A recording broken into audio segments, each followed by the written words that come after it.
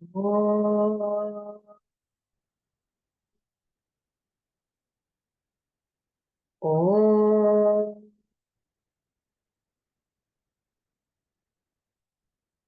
Om. Om Sahana Vavatu Sahanau Bhunaktu Sahaviryam Karavavahai Tejasvinavadhitamastu ma vidvishavahai. Om Shanti Shanti Shanti.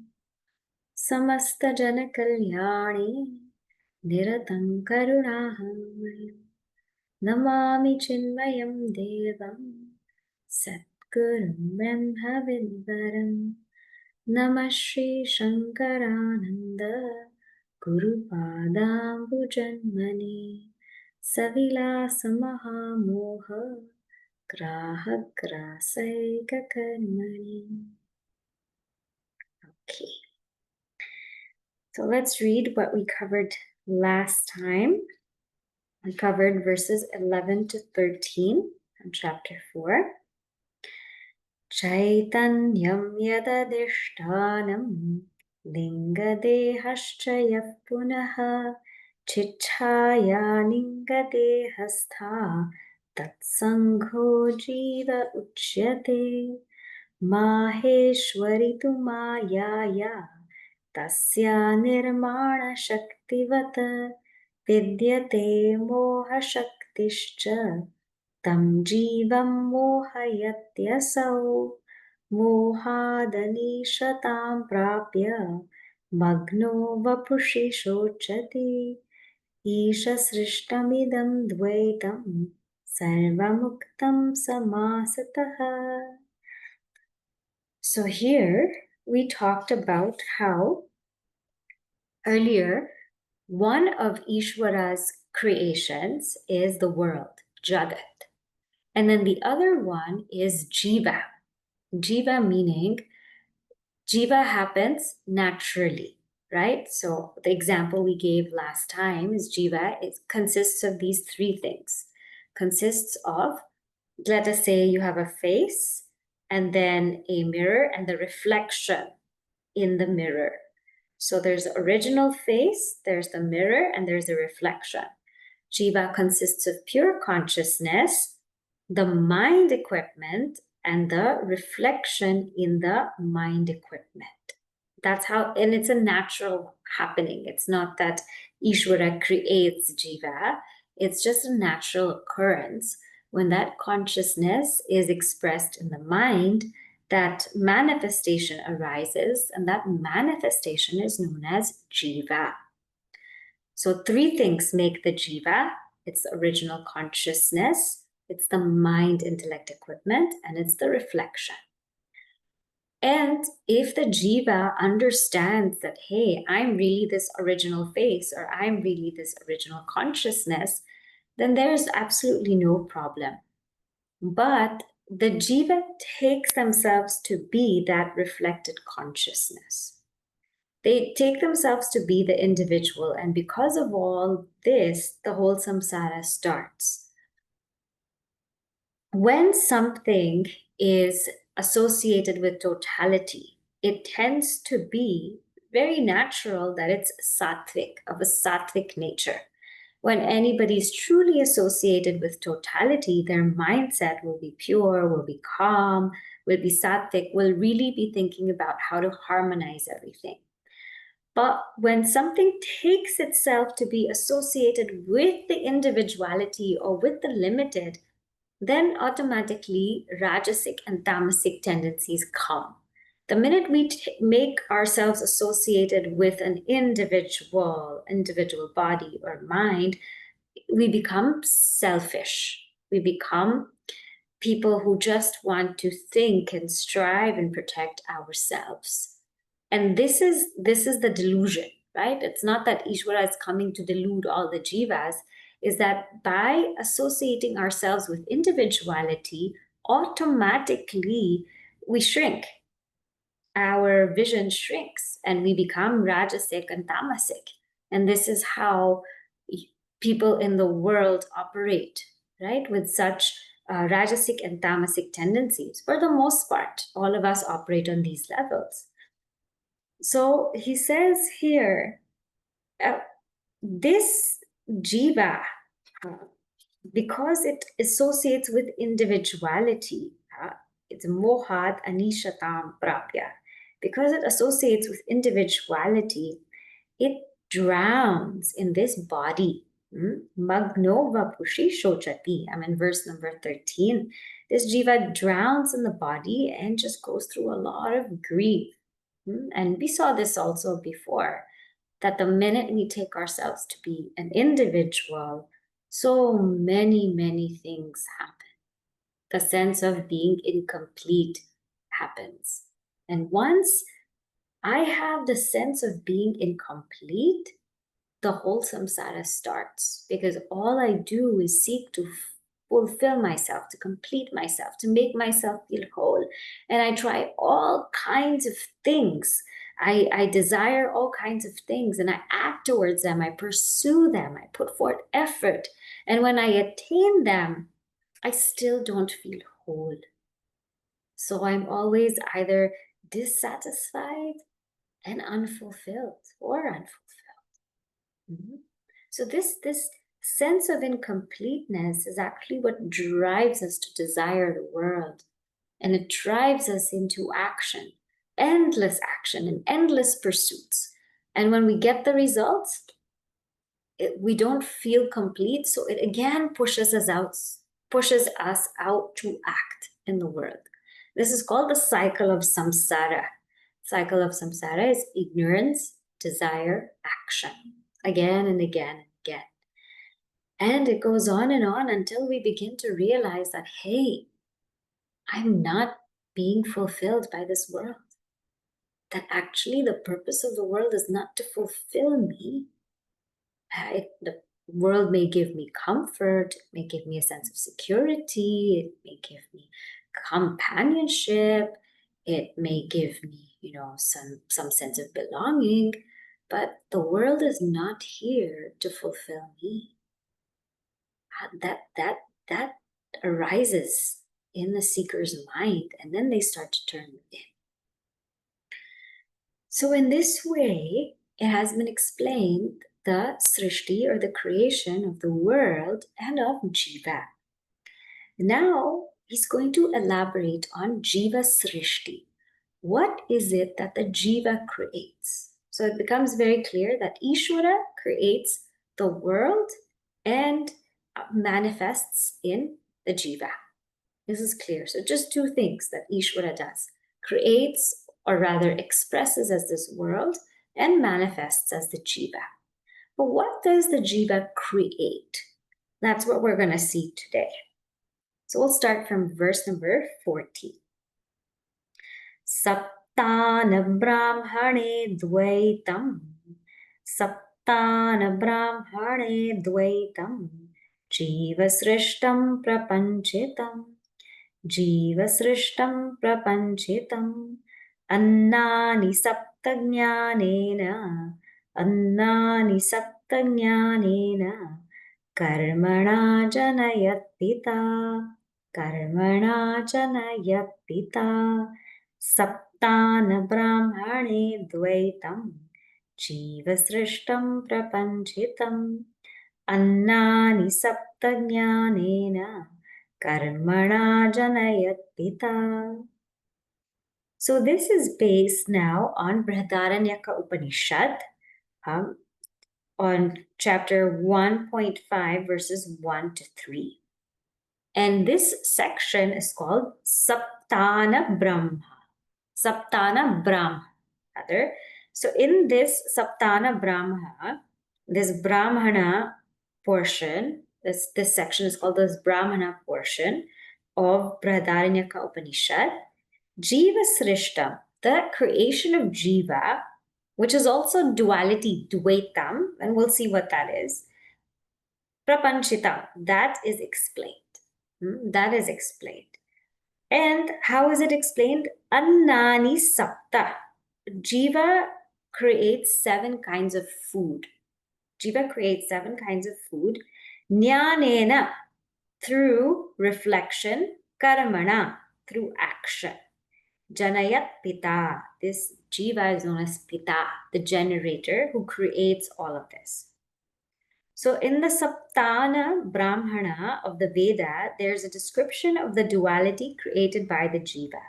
By action and reflection, the jiva creates 7 kinds of food.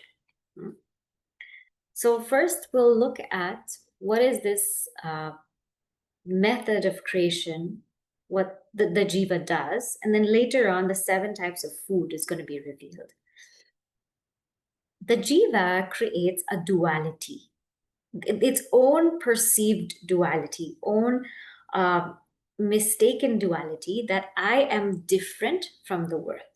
This is the duality that the jiva creates. I am different from the world. I am different from the Lord.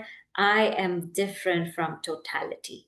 This distance, this rift is what the jiva creates. This is the dvaitam. And the minute, again, jiva creates this dvaitam, that I am different from the world, that's where the sense of incompleteness comes. Because when I am different from you, naturally, there's always going to be a comparison. What do you have and what I don't have? What are you like and what am I not like? What's something in you that I want because it's something that I don't have? So whenever we create a difference between 2 things, it could be 2 people, it could be 2 places, but we always have that feeling of missing out. That's where the FOMO comes, right? I went to this place, but you went to the other place. I didn't go there. So what did I miss? What did I miss? You traveled to that place, but I didn't get to go there. What did I miss? We have this fear of missing out and this fear of lacking. I didn't get something that somebody else had. That all stems from the sense of difference. All stems because I think that you're different from me.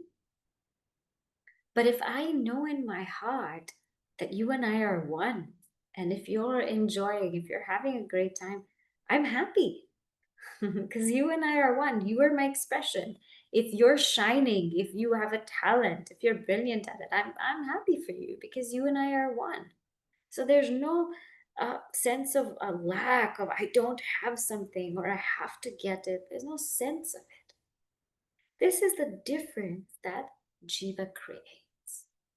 And jiva also creates this difference between jiva and Īśvara, that I am different from the Lord. Because I'm different from God, I have to do all of these things to find God, to seek God. I have to travel the world, go to all these temples, take all these classes, do all of these sadhanas because I am different. But only when the jiva turns within, then they realize we are one. So all this sense of difference is what gets us excited, makes us incomplete, and makes us do all of the things which we really don't need to do. This is a dvaitam. And how does jiva create, further creates in the world? Jiva creates through 2 things. Karma here means action, and jnāna here actually means upāsanā.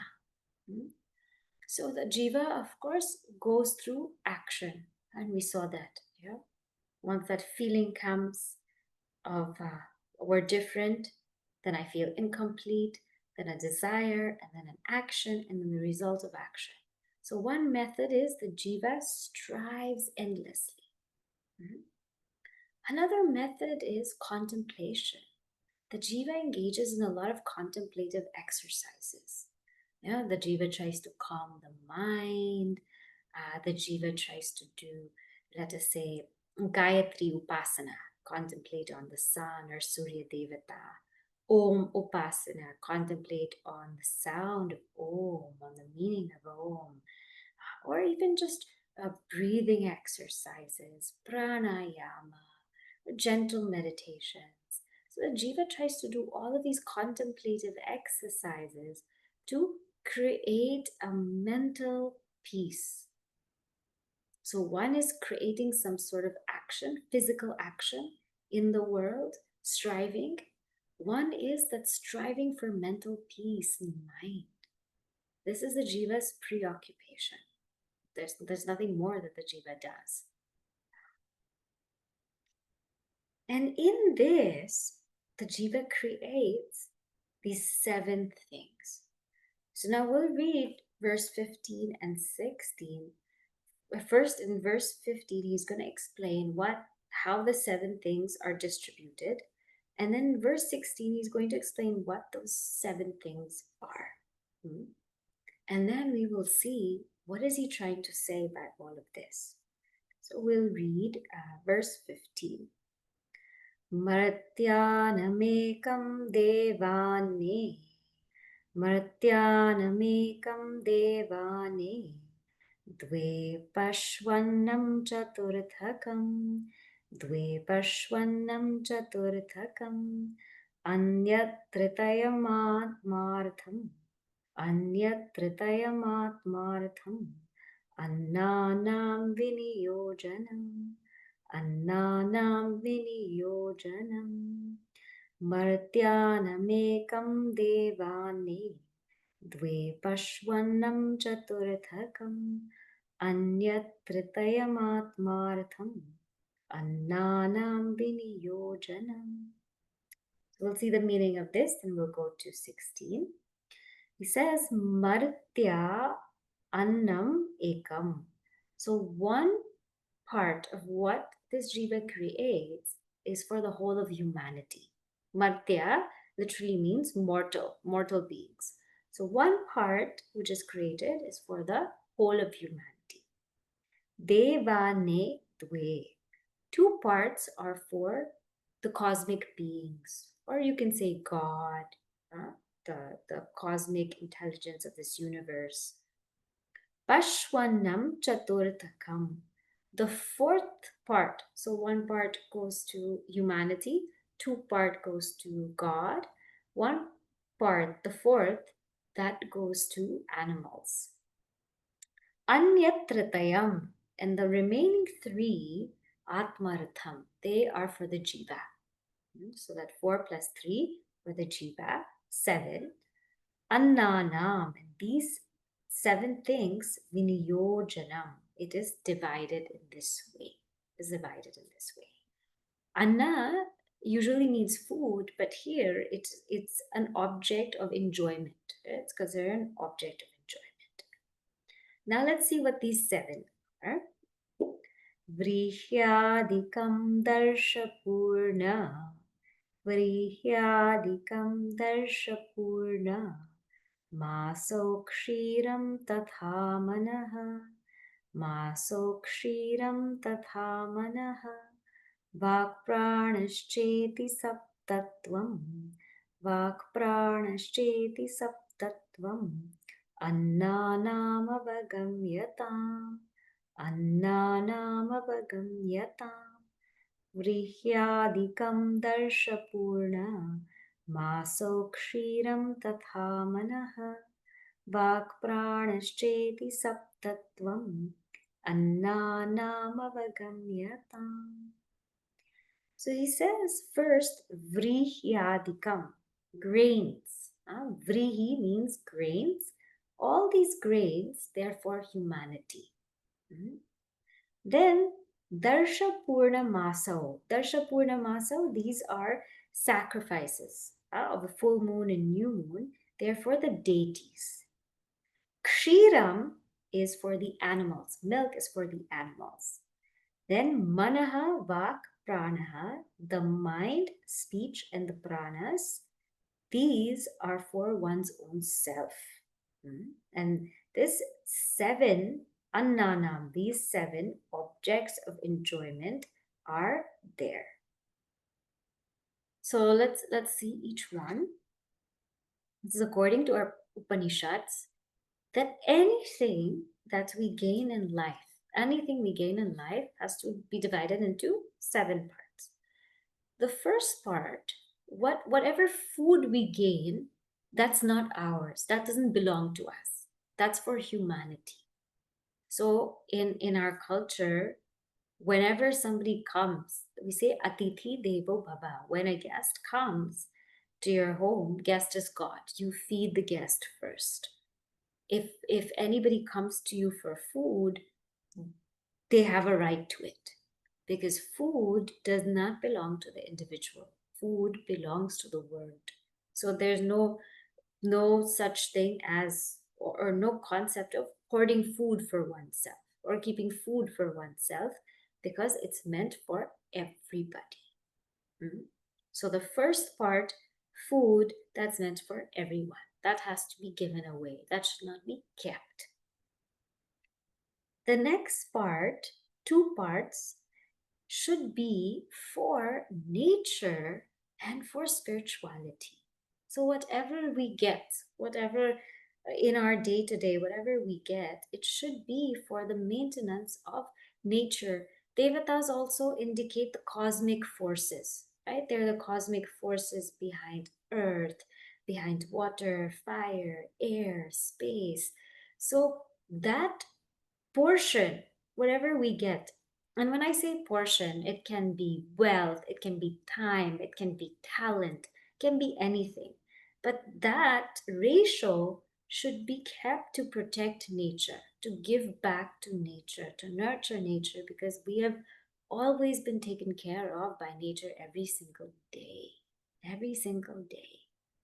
And when we begin to realize that, we have so much more of a reverence for nature. We saw this also in Taittiriya Upanishad, how just the 5 elements are present in every single thing. And that the reality expresses the 5 elements: space, air, fire, water, earth. And therefore, we have reverence towards it. So that part to be kept to nature and towards spirituality, because it is that Lord that sustains us, who showers us with grace. So part also should be given to that cause, to that divinity which sustains us through institutions, through temples, through places of pilgrimage. Our time, ability, talent, wealth should also go to that, to sustenance of that.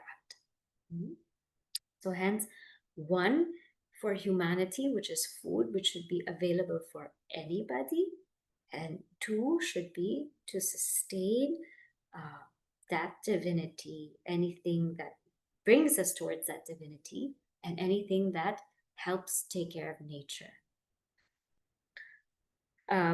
Before we move on to the next one, I just remember that when we had this Kumbh Mela in Bharat, in Prayagraj, we had this huge festival called Kumbh Mela.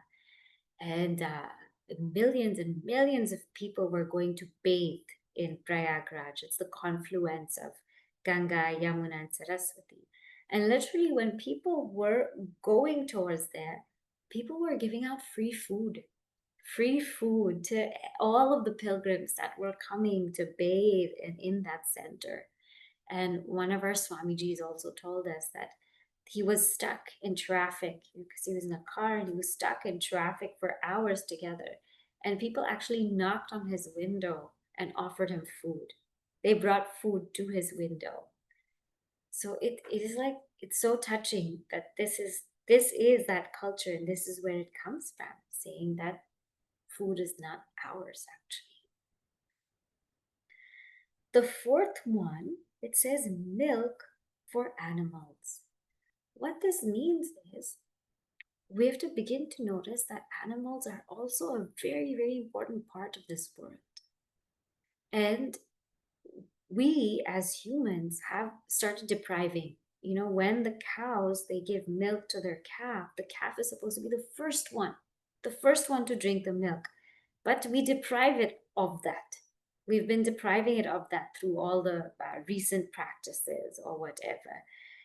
Or the goat, they're supposed to give milk to their young ones first, or the sheep to their young ones first. So we are supposed to respect that let the animals give to their young ones, nurture their young ones, and let that be for them. We have no right to that before it is given to their calves or their young ones. So Kshiram, here is milk should be protected. Milk should be protected, and milk should remain first with the young ones of the animals, and then only after that we have a right to it. Otherwise, we have no right to milk. And then it says these three things are all that we need to sustain. What is it? The mind, the speech, and the pranas. The mind, the speech, the pranas. This is created by us in a sense that due to our karma, we have this kind of mind, we have this kind of speech, we have these kinds of pranas. This is our system that we are dealing with. But also that anything and everything we have, it should only be for the sustenance of these three things. Whatever is used to sustain our pranas, meaning our health. So whatever food, whatever wealth, whatever comfort is needed to sustain the pranas, sustain. Whatever activity is required for us to learn, speech is that field of learning, to speak, to learn, to know, let it sustain. Whatever is required for my mind to be peaceful, to be open, spend for that. It's okay, sustain. But other than that, we have no business of hoarding. So this verse is telling us, look, that this is how the jiva is supposed to live. The jiva is supposed to understand that their life is not individualized. Even if they take themselves to be an individual, their life should not be individualized. Whatever they earn, whatever they have, it's for humanity, and it's their dharma because they've received so much. Sometimes we think, why should we give towards humanity? It's because we have received so much. We have received so much. Just a single grain of rice on our plate, just think of how much the farmers have worked for that, how much their effort was put on that. So that our dharma is to give that. Our dharma is to give towards nature, towards spirituality. Our dharma is to protect our animals. And finally, our dharma is to sustain our pranas, our speech, and our mind. Now, unfortunately, the jiva doesn't do this. The jiva starts taking everything and thinking that it is mine, mine, mine, mine. This is how the jiva lives. So now we're going to see in verse 17 what exactly is the difference between Īśvara's creation and jiva's creation, and what is Īśvara doing and what is jiva doing. Okay, so we've seen how the jiva is supposed to live. Jiva is supposed to live a selfless life, but let's see what is actually happening. Verse number 17. ईशेन यद्यप्येतानि ईशेन यद्यप्येतानि निर्मितानि स्वरूपतः तथापि ज्ञानकर्मभ्यां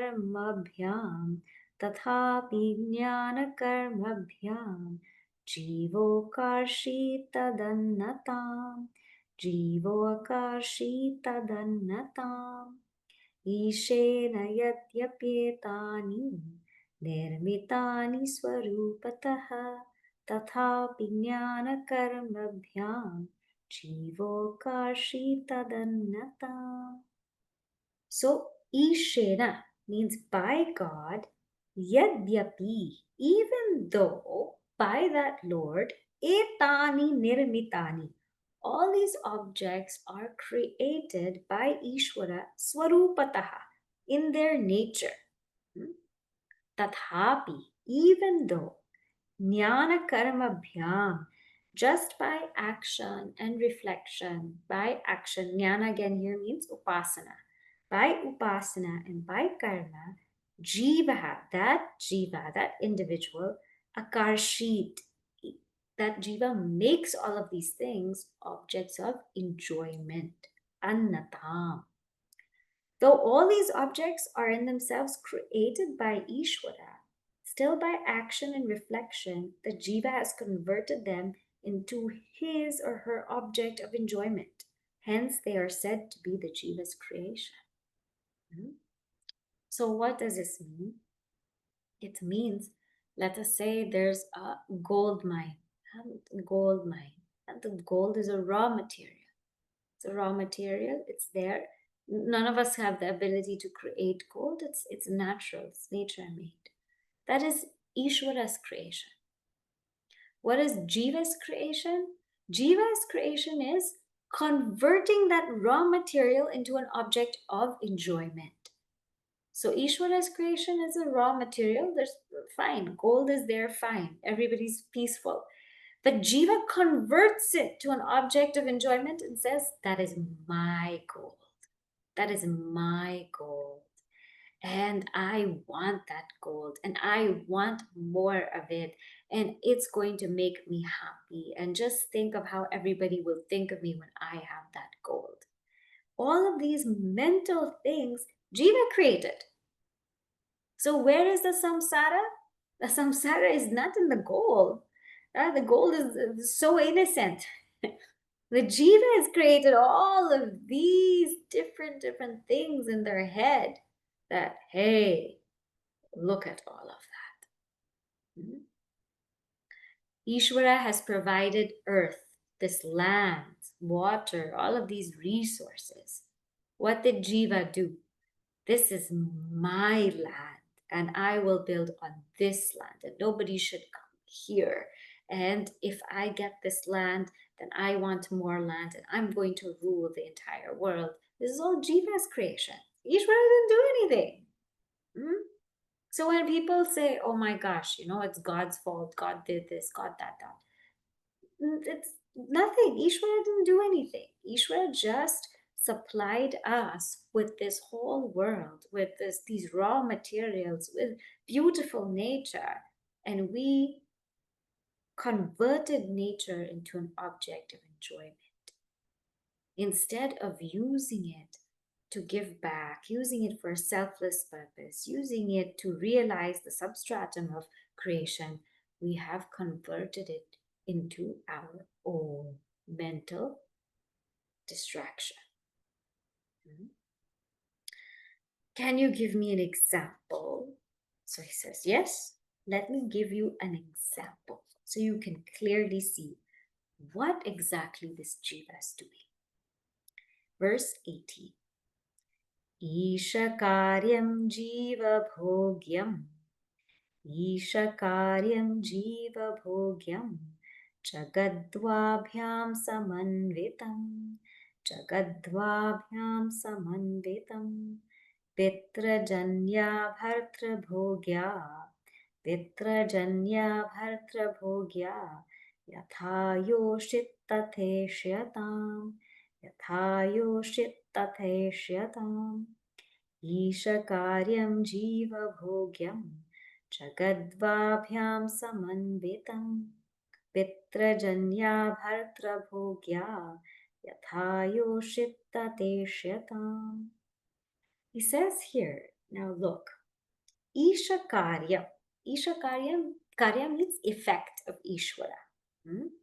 So there the effect, this world is the effect of Īśvara, but Jiva Bhogyam, but the Jiva makes it an object of their enjoyment. Jiva Bhogyam. And Jagadvabhyam, and these two things, Samanvitam, are associated with the world. So thus, both these things are associated with the word. How? Pitrajanya bhartra bhogya yata yoshita. So yoshita means a woman. Just like a woman in her nature is a woman. But to her father, she is seen as a daughter. And to her husband, she's seen as a wife. In that same way, this whole thing is associated with jiva and Īśvara. As they're created by Īśvara and become objects of experience and enjoyment for the jiva, they are related to both. just as a woman is related to the parents who brought her into being and to the husband who loves her. So a woman is a woman as she is, but then just by mere mental creation, right, she becomes the daughter of somebody.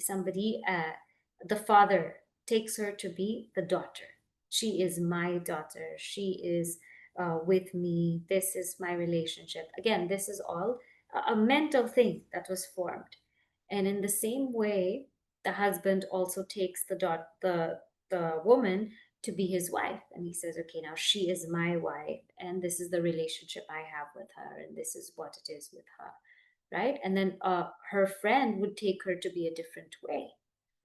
So that same creation, that same srishti, whether it's an animal, a plant, whether it's a man, whether it's a woman, anything, whether it's a place, whether it's an experience, whatever that creation is, it is as it is. But it's when it's us adding our own mental interpretations that add so much fluff to it. And that's why it's difficult for us to see beyond creation. It's difficult for us to see beyond creation because imagine this is the scenario, right? There are all names and forms. So Īśvara's creation manifests as a multitude of names and forms, beautiful things. Now, we're supposed to go to the substratum of all names and forms. We're supposed to go deep into the substratum of all names and forms. Fine. So if we can just appreciate Īśvara's creation and solely silence our mind and go to the substratum, then that's what we're supposed to do. That's the realization of the self. But on Īśvara's names and forms and multiplicity, we add another layer. We add another layer of our complications and our imaginations and our dreams and all of that. So it's like if you want to go to the substratum and you have this layer here, good luck. It's going to be so hard. So the whole purpose of this section in Panchadashi is, hey, let's remove this layer. Just remove this layer right now, because there's no chance of going to the substratum of the world if we're caught up in our own mental creation. Remove this layer, see the beauty in Īśvara's creation, and silence your mind and just realize who you are. So this is what's happening, right? Okay. So today we'll stop here. I'll just summarize, and then more of this we will take up next time. So here again, today he presented Jiva's creation. We've been talking about Īśvara's creation. He presented Jiva's creation. And he said that Jiva's creation starts from dvaitam. It starts from dvaitam. It starts from the feeling of difference from something, whether it's a feeling of difference from the world or it's a feeling of difference from the Lord. When that feeling of difference starts, then incompleteness starts. And Jiva tries to start to desire something, goes to pursue it, gets the result of it, but yet feels this incredible restlessness. And that's how Jiva creates. It creates this whole life through karma, it creates its own karma, and upāsanā also. It goes into deep contemplative practices so that it can achieve more peace, more gain, higher worlds. It goes into all of these realms. And at the same time, this Jiva creates this Saptānna, the sevenfold food. And it said this food has to be divided in this way. Food here means object of enjoyment. 1 for humanity, 2 for the gods, 1 for the animals, and 3 for themselves. And that 1 for humanity is food, meaning if the Jiva earns through their own means food, that should be given away freely for all, because food belongs to everyone. Then to the gods, whatever the Jiva cultivates and talents and whatever time, whatever money should be given back to support nature and spiritual upliftment. Then milk, whatever milk or these products that jiva gets, it should be with the protection of animals. Jiva should not take anything which belongs to animals and should ensure that all animals are protected. And the jiva should make sure that they take only what is required to sustain their mind, their pranas, and their speech. That much. Whatever is required for the mind, for the pranas, and the speech, take that, use it, and live a good life with the idea that we are all interconnected. So, though all of these objects, he says, are created by Īśvara, the creation of jiva is that making them objects of their own enjoyment, his or her enjoyment, making them mine.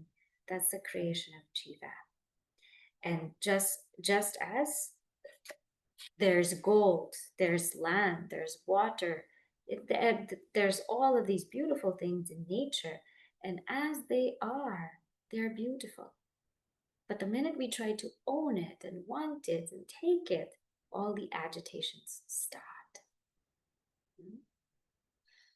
Now, there's one scene I remember from Swami Chinmayanandaji's movie On a Quest, where Swami Tapovanam and Swami Chinmayanandaji were looking at the mountains, and Swami Chinmayanandaji says they're beautiful. And Swami Tapovanji says they are beautiful because you don't want to own them.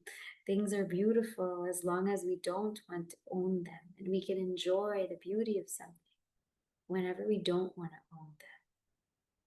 But the minute there's this feeling of I want that, I want to own it, peace is all lost. And this is what the jiva does, right? For transactional purposes, obviously, you have to divide land, you have to divide space, you have to divide all of these things. But it should all be with the idea that this really belongs to Bhagavan. This really belongs to God. This is not mine. This is just a place that I've been given. This is a space that I've been given, which really belongs to God. It should be with that idea. So not to say that we shouldn't have these practical places or settings. We should, but with a different idea. All right? We'll say a closing prayer. Om Purnamadav Purnamidam Purnat Purnamudachyate Purnasya Purnamadaya Purnameva Vashishyate. Om Shanti Shanti Shanti. Hari Om Shri Gurubhyo Namaha. Hari Om.